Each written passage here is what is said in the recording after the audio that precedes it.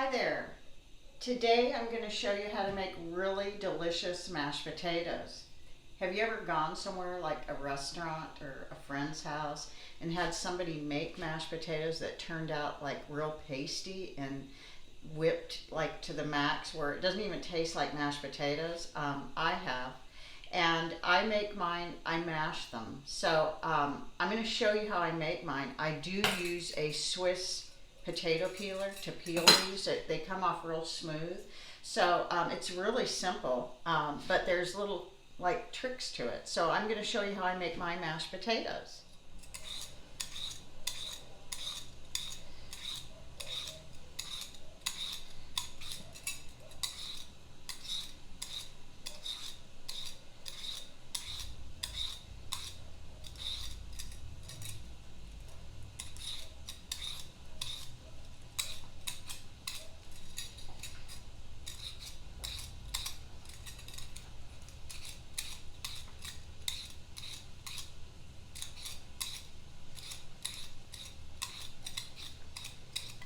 So you can see how easy that takes off the peelings.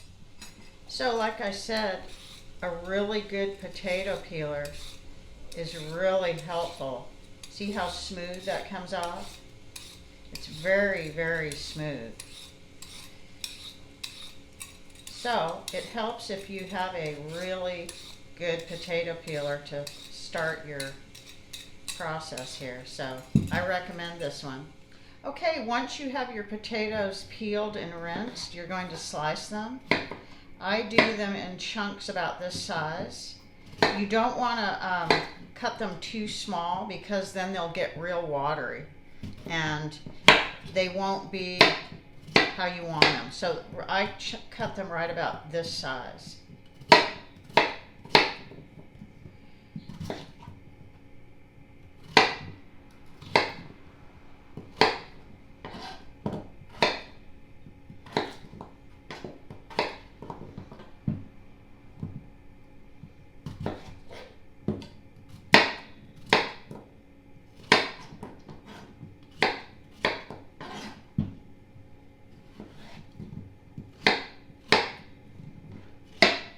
Okay, there we go. Okay, you boil a pot of water, and once it starts boiling, you'll put like a teaspoon of salt. And what that does is just flavor the water that the potatoes are going to cook in. And then you drop your potatoes in very slowly. And what you're going to do is bring these potatoes to a boil. And then after they're at a boil, you turn it down to like a medium and let them cook about 8 to 10 minutes, but you're going to have to watch them.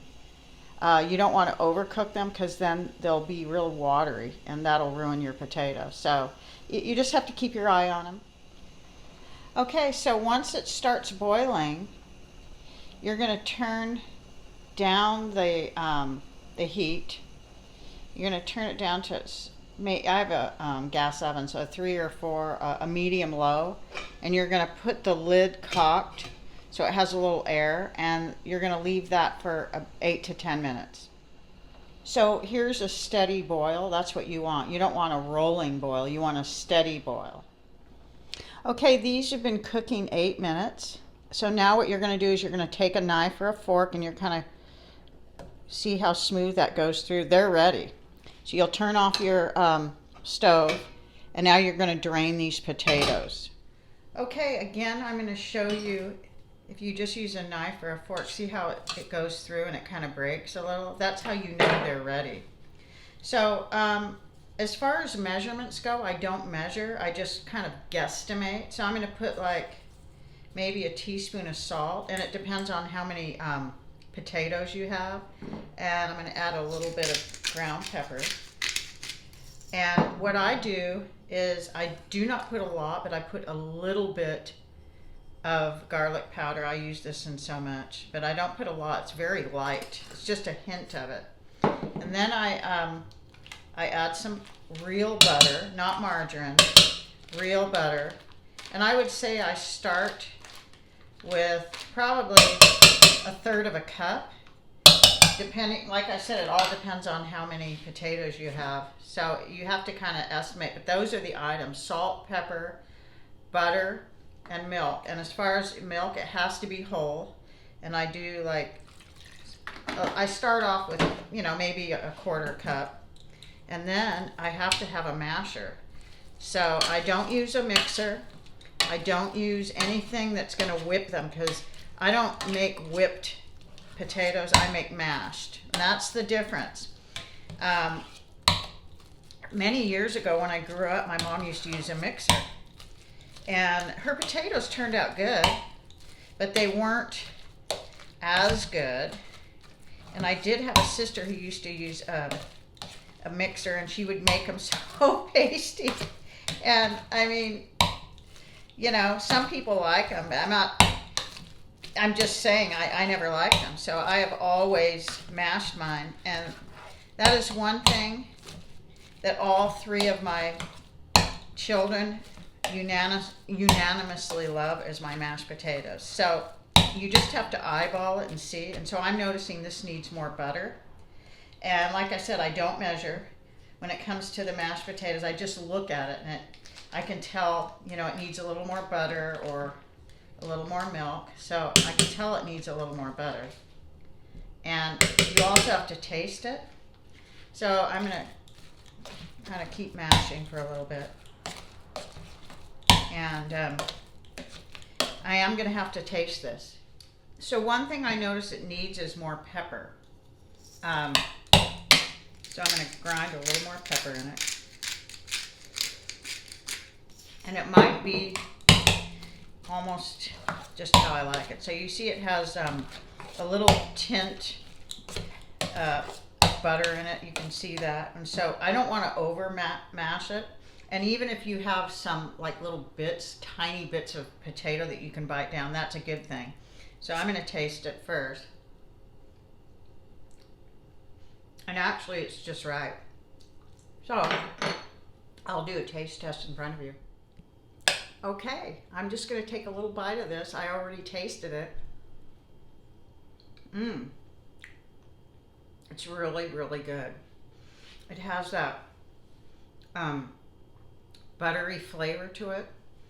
You can really taste the mashed potatoes. It doesn't have too much of anything in it.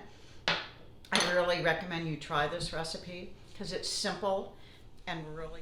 There is a little trick that a friend of mine taught me several years ago that I would have never thought of myself. But what you do is you take like an open pan and boil the water. And this is if you want to make your mashed potatoes ahead of time. Like you want to time everything right. And sometimes when you're trying to do everything at once, it's hard to do. So what you do is you boil this pan of water and turn it down to real low. And then you put your pot of mashed potatoes like that, and you turn it down and you put the lid on it, and it can stay there for a couple hours. It just keeps them warm. They don't burn because it's on warm. And then you can later on, or whenever you're ready to start whatever else you're making with it, where the potatoes are done in advance. So it's a really good trick to do if you want to not have everything all at once hit you. So that's a really good thing to do. So there you have it. Your mashed potatoes are in here. The water is on warm, and you can see they're keeping the potatoes warm until you need them.